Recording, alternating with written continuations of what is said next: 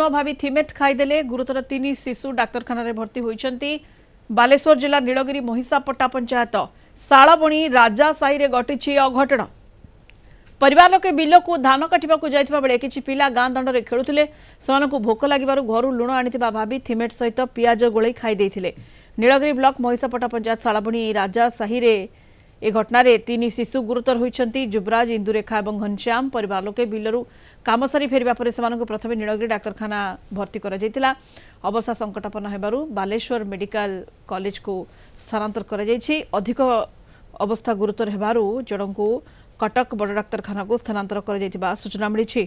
अधिक सूचना पई जगन्नाथ दास नीलगिरी रिपोर्टर आम सहित फोन लाइन जोड़ी होइछंती।